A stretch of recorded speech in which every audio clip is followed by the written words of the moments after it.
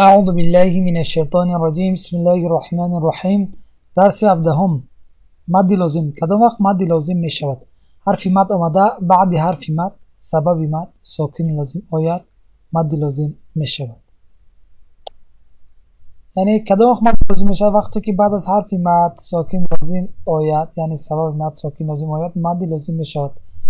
ما گفتیم که ساکن لازم آن ساکن است که از اول بوده و دائما و تا آخر می ایستد، هیچ وقت تغییر نمی کند. مد لازم را چند مقدار کشیده می شود. مقدار 4 حرکت کشیدن شرط است. اگر مقدار 1 حرکت کشد گناهکار می شود.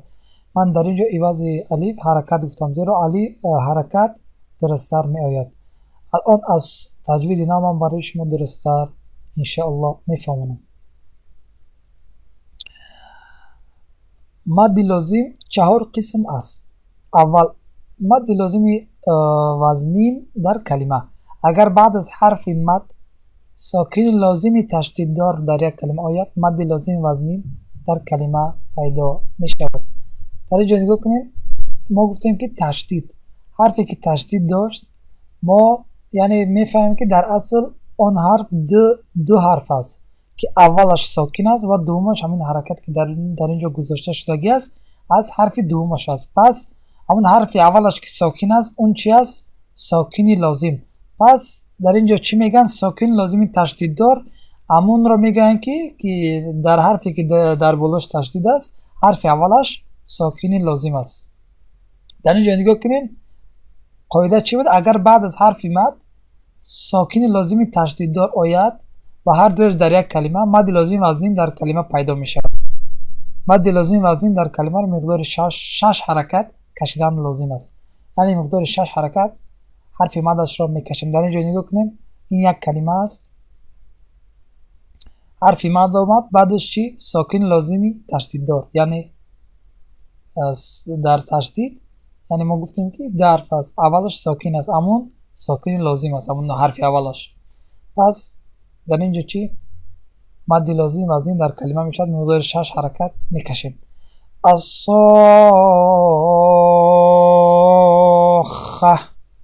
الحاقة ولا الضالين.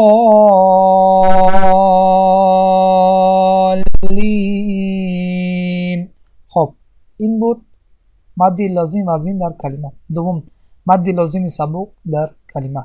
اگر بعد از حرف مد ساکن لازمی به تشدید در یک کلمه آید مد لازم سبک در کلمه با وجود می آید. مد لازم سبک در کلمه تنها در 2 آیات قرآن آمده است. یعنی در اینجا بعد از حرف مد حرف آید که ساکن لازمی به تشدید، یعنی خودی ساکن لازم باشد به تشدید.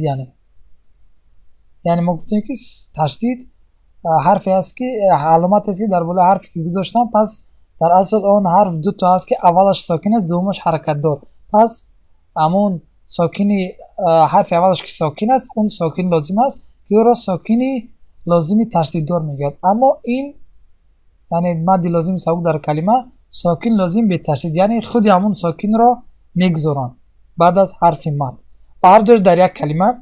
و مد لازم سبک در کلمه تنها در 2 آیات قرآن آمده است.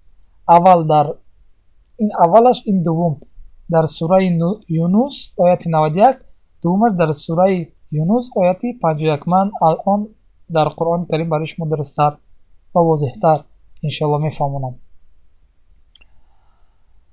اینم سوره یونس آیت 51. نگاه کنید، الف اومد با حرف حمزه حرکت زبر دارد. الف در اینجا حرف مد شد. بعد از الف چی آمد؟ حرف لام. حرف لام چی است؟ ساکنی لازم است. یعنی نگاه کنید در بالاش علامت ساکن گذاشته شده است، یعنی این ساکن لازم است که هیچ وقت تغییر نمیکنه، یعنی حرکت پیدا نمیکنه. بعد در اینجا چی؟ مد لازمی سبک در کلمه و اینها در یک کلمه هستند. و در اینجا نگاه کنید، در اینجا الف خود را گذاشته شده است و با همزه است و همزه حرکت زبر دارد. این مثل همین است. نگاه کنید، فقط در اینجا الف کلان است و در اینجا الف خورد. هر دو همین یک است، فقط این را خورد این را کلان. مثل یای خورد و وای خورد که گفت و واوی خورد که گفتیم، پس الف هم همین خیل خورد که نویستم، همون هم مثل همین الف کلان است. در اینجا الفش رو به مقدار 6 حرکت میکشیم، این حرف مد رو. الان الان. خب در اینجا مقصد نگاه کنین، در اینجا الف یعنی مد طبیعی میشه، یعنی مقصد در اینجا مد طبیعی میشد که الفش رو، یعنی حرف مدش رو به مقدار 10 حرکت میکشیم، اما در اینجا به مقدار 6 حرکت.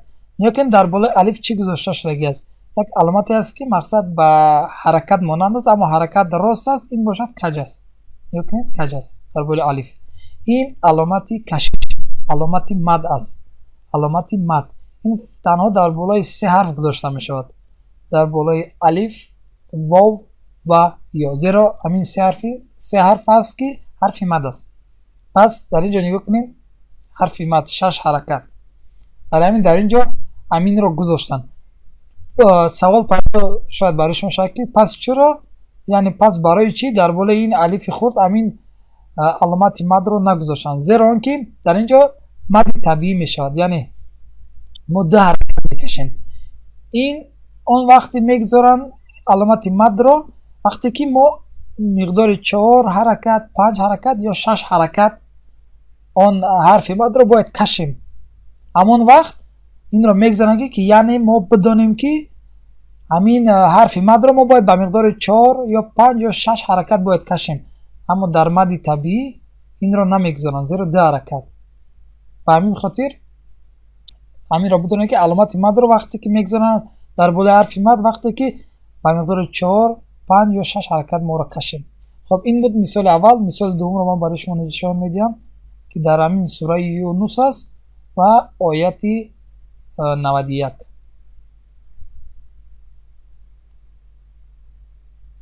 نه یکنیم استعیذ بالله الان الان. در اینجا نگاه کنید این چی کدام حرف است؟ این حرفی لام الف است، لام با الف، یعنی لام با الف. وقتی لام با الف که یکجا شد مقصد او را چی میگن؟ لام الف، لام الف. در اینجا نگاه کنید در بالای حرف لام زبر است و در بالای حرف الف علامتی مد هست. برای چی؟ در اینجا نگاه کنید الف حرف مد شد، یعنی با لام اومد و لام حرکت زبر داره، پس در اینجا الف حرف مد شد و بعدش چی اومد؟ حرف همزه، یعنی سبب مد. در اینجا چی؟ مد منفصل، یعنی جدا، مد منفصل شد.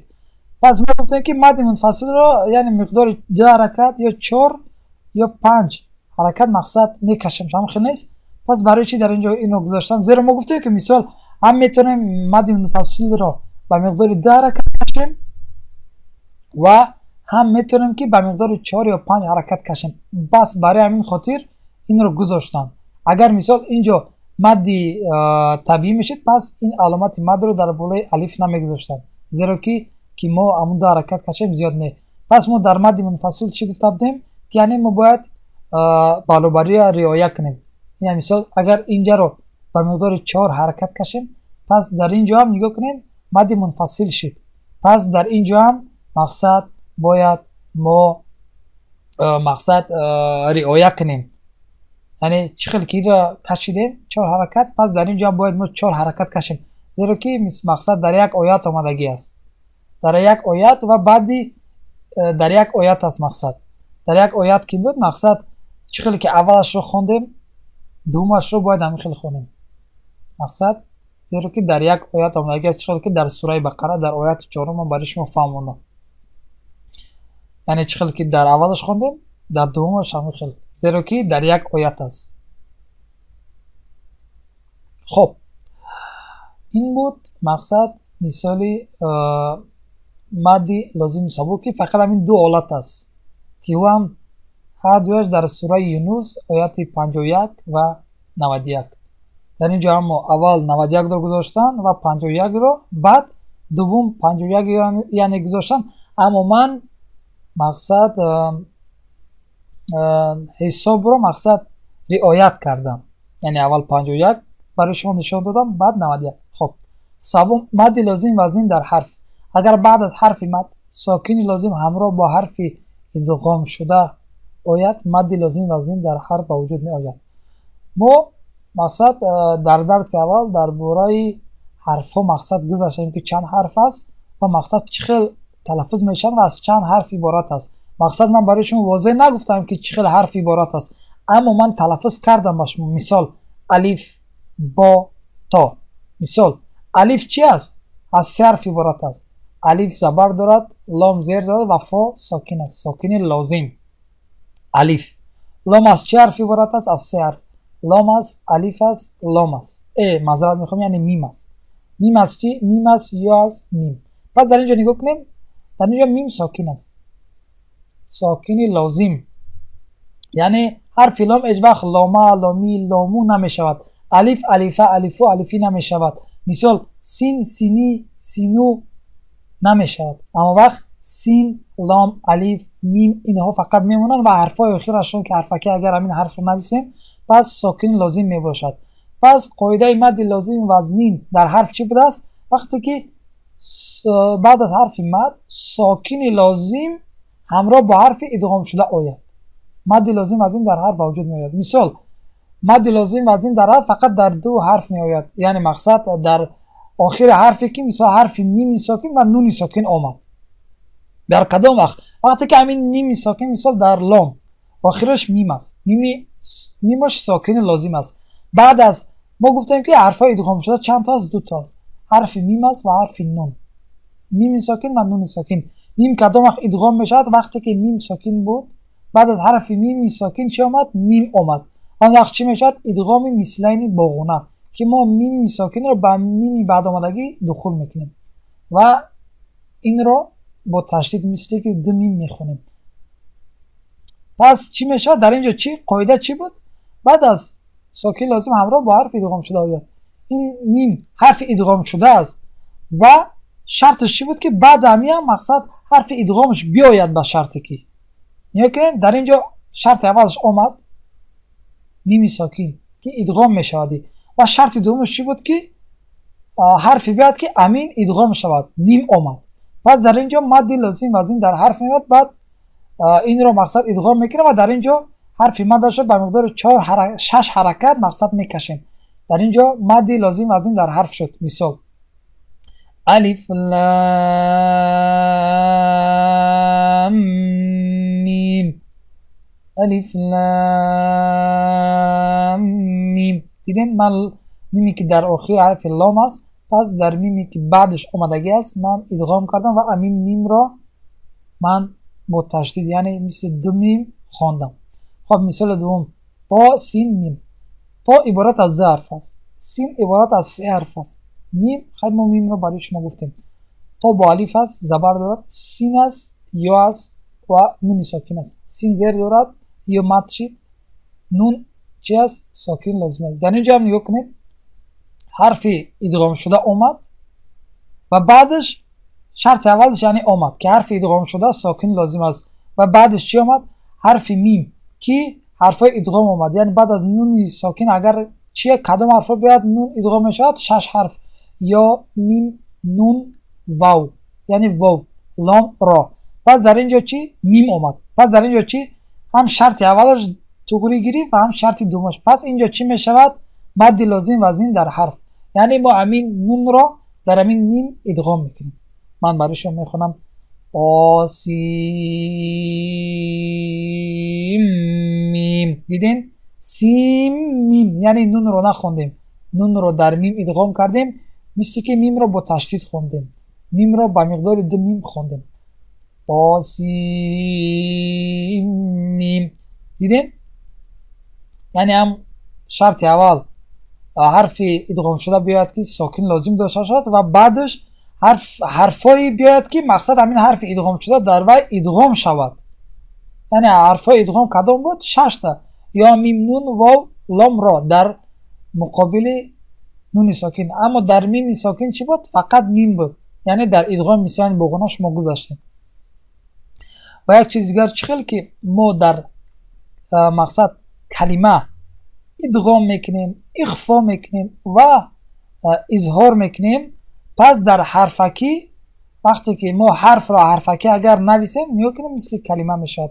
پس ما چیکار میکنیم؟ در اینها هم ادغام میکنیم، اخفا میکنیم و اظهار. این هم مثال اول رو دیدیم که در مد لازم از این در حرف ما چیکار میکنیم؟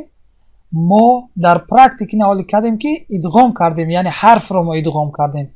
حرفکی که این را نویسیم مثل کلمه میشن، یعنی اینها رو ما هم در کلمه چقدر که ادغام اخفا و اظهار میکنیم، پس در حرف هم ما همین خیل میکنیم، یعنی اظهار، ادغام و اخفا. این بود مد لازم و از این در حرف که مقدار 6 حرکت همین حرف مدش رو ما میکشیم. چهارم مد لازم سبک در حرف. اگر بعد از حرف مد ساکن لازم خالی از ادغام آید، مد لازم سبک در حرف به وجود می آید. ما گفتیم که حرفای میم ساکن و نون ساکن اگر به شرطشون همون حرفایی که ما گفتیم، اگر در میم ساکن بعدش میم بیاید و بعد از نون ساکن همون 6 حرف ادغام آید، پس چی میشد؟ مقصد اینها ادغام میشن و مد لازم وزنین در حرف میشود. اما بغیر از میم ساکن و نون ساکن دیگر حرفا مثال صاد، قاف، ها، یا مثال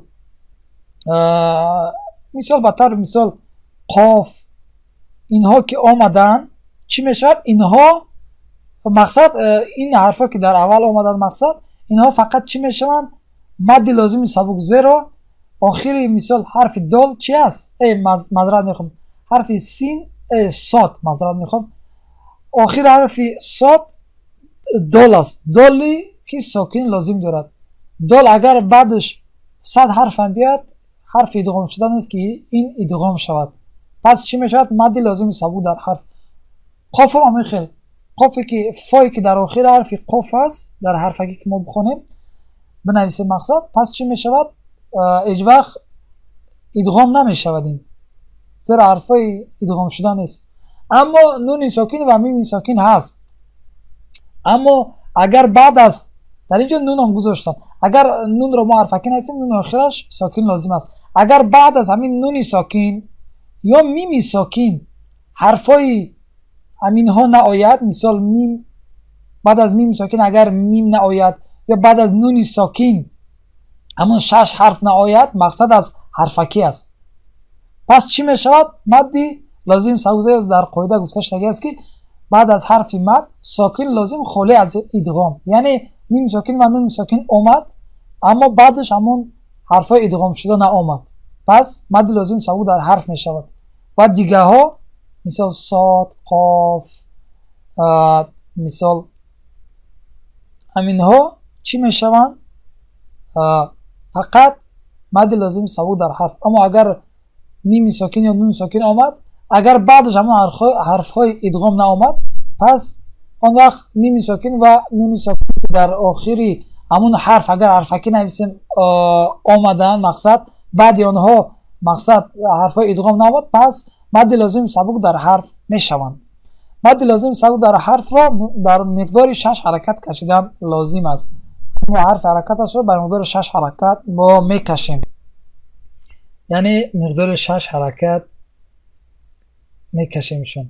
خب مد لازم از این در حرف و مد لازم سبک در حرف از حرف های هجایی عبارت بوده در اول بعضی از سوره های قرآن آمدند. یعنی الان برای شما درست میفهمه که همین حرف را که ما گفتیم مثال الف لام میم یا تا سین میم، اینها فقط در اولی سوره های قرآن کریم می آیند، یعنی در مبین یا در آخر نه، فقط در اول. من انشالله برای شما در مثال برای شما نشان میدیم. و قاعده مد لازمی حرفی آن است که تلفظ هر حرف از 3 حرف عبارت بوده وسط آنها حرف مد باشد. یعنی قاعده مد لازمی حرفی آن است که حرفایی که مقصد عبارت از 3 حرف هستند و مابند حرف مابینگیشان حرف مد باشد. مثال این همین حرفای مقصد که مد لازمی حرفی اینها هستند: حرف نون، میم، لام، کاف، قاف، عین، صاد، سین. در اینجا نگاه کنین الف هم عبارت از 3 حرف است اما در بینش که حرفی مد نیست، پس این در مد لازمی در حرف مقصد دخول نمی شود. و ما گفتیم که مثال چقدر ادغام میکنیم مقصد در حرف، چقدر که در کلمه ادغام اخفا اظهار میکنیم در کلمه در حرف هم همین خیلی میکنیم. در اینجا مثال ادغام شکردیم. در اینجا نگاه کنین، من امین رو برای شما درست سر میخونم. نگاه کنین امین رو حرفکی گذاشتم. کاف یا قین صاد. در اینجا نگاه کنین در حرف عین ما یعنی حرف یاش رو کشیدیم. برای چی؟ مقصد در اینجا از روی قاعده گیریم حرف یا حرف مد نمیشد، اما در اینجا حرف یا حرف لین میشد. ان شاء الله شما در درس های آینده درباره حرف‌های لین میگذاریم که در اینجا یا که حرف لین شد پس حرف مد میشد یعنی کشیده میشد. در اینجا نگاه کنین، پس من در عین وقتی گفتم در نونش رو من اخفا کردم. نگاه کنین عین صاد یعنی عین صاد نگفتم، یعنی نونش رو اخفا کردم. برای چی؟ برای که بعد از در اینجا بعد از نون چه نگه حرف صاد، پس یعنی چیکار میکنیم؟ در اینجا اخفا کردیم، در اینجا در حرف ادغام کردیم، در اینجا در حرف اخفا کردیم و اظهار مثال در اینجا نون آمد. نون آخرش اگر حرفکی نهستیم نون ساکن است یعنی ساکن لازم. اگر بعد از همین نون همین ها آید پس چی میشود؟ در اینجا همین نون اظهار میشود. مثال نون ها یا. و یک چیز دیگر که در اینجا نگاه کنیم، ما چرا که در کلمه استعلا و استفاله میخونیم پس حرفکی که هم میخونیم، پس اون وقت هم ما استعلا و استفاله را نگاه میکنیم و هم خیلی میخونیم. مثال کاف با الف، در اینجا مثال حرف کاف را اگر حرفکی نویسیم 3 حرف میشود، کاف و الف و فا. کاف حرکت زبر دارد با الف است و فا ساکن است. در اینجا استفاله میشه یعنی ناپورا خونده میشه. کاف یا معذرت میخوام هم با الف آمد اینجا استفاله میشود. اینجا هم همین خیلی یا با الف یا، اما اینها مد طبیعی میشن یعنی در حرکت مدش رو میکشیم، اما اینها مد لازمی که میشن به همین خاطر 6 حرکت میکشیم. نه مثال صاد رو ما پره میخونیم با استعلا، یعنی استعلا اینها حرفای استعلا هستن. برای چی؟ برای که مقصد با الف هم حرکت زبر دارد، پس چی میشد؟ صاد. یعنی چقدر که در کلمه ما حرف مقصد استعلا استفاده میکنیم، پس در حرفکی هم همین خیل ما میکنیم. من الان برای شما از قرآن کریم مثال را نشان میدیم. در اینجا نگاه کنید در سوره بقره، در اینجا نگاه کنید الف لام میم. ما یعنی در بعضی قرآنایی که چاپ پاکستانی است این مقصد این برنامه که هست چاپی مقصد عربی است، اما در بعض چاپی پاکستانی که هست در همینجا در بالای همین میم تشدید میگذارن. یعنی که ما بدانیم که همین میمی که در لام است در آخرش، همون میمی که در لام است همون میم رو ما با این میم یعنی ادغام میکنیم میدراریم، پس به همین خاطر در بالای همین میم چیکار میکنن؟ مقصد تشدید رو میگذارن. مثال این در اینجا مقصد ما ادغام میکنیم که پس مثال در چاپ پاکستانی در همینجا در بالای همین میم تشدید میگذارن و در بالای همین میم هم همین خیلی زیرا که پیش از آن مقصد حرفی هست که مثال اگر حرفکی نویسیم پس حرفای آخرشان در اینها ادغام میشد، پس به همین خاطر در چاپای پاکستانی مثال در همینجا مقصد تشدید میگذارن. و ما گفتیم که علامت مد یعنی کشش فقط در بالای حرفای مد می آید، یعنی الف واو و یا. پس برای چی در بالای حرف لام و حرف میم آمدگی است؟ ما گفتیم که اینها عبارت از 3 حرف است و حرف مابیننگی اینها چی است؟ حرف مد است. نگاه کنید حرفای مد است یا الف همین نیست. پس به همین خاطر در بالای اینها گذاشتن که یعنی ما حرف مد اینها را بکشیم، حرف مدشان را لام میم فهمیدین؟ به همین خاطر در بالا اینها گذاشتم. خب مثال دیگرش رو نشون میدم. نه طه. گفتم که یعنی مقصد در درس اول ما گذاشته بودیم که مقصد من برای شما خواندم که مثال حرف طا، نه مثال الف، با، تا، جیم، ها، خا. پس در اول حرفا که در اول سوره ها امین خیلا که آمد، پس ما الف مقصد همین حرف رو چه خیلی که ما در درس اول خوندیم امین خیلی خونده میشد. مثال الف اومد الف میخونیم، لام اومد لام میخونیم. فقط مقصد لامش رو مقصد با تشدید معذرت میخونیم، یعنی الفی که در لام است پس با مد میخونیمش. اینجا که باشد در بعضی قرآن ها در همینجا الف رو میگذارن، زیرا وقتی که پا ها که ما میگیم اینها عبارت از ظرف هستن. یکنین تا با علی و زبر دارد، ها با علی و زبر دارد. اینها مقصد چی میشد؟ مدی طبیعی میشن. پس به همین خاطر در اینجا هم در بالای همین حرفا مقصد هم علامتی مد که گفتم نمیگذارن، زیرا که در اینجا ما همو حرف مدش رو 2 حرکت میکشیم. پس شما میره انشالله برای شما سوال پیدا نمیشد که یعنی اینجا چه خیلی خوانده میشد و مقصد اینجا چه خیلی خوانده میشود. یعنی چه خیلی که در درس اول ما گذاشتیم که الف، با، تا، جیم، ها، خا، اینا هم همین خیلی مقصد تلفظ میشه، همین خیلی خوانده میشود. یعنی همون از چه حرف عبارت است همین خیلی خوانده میشود. و مرورا یک بار دیگه برای شما درستر، یعنی مرورا برای شما بگویم.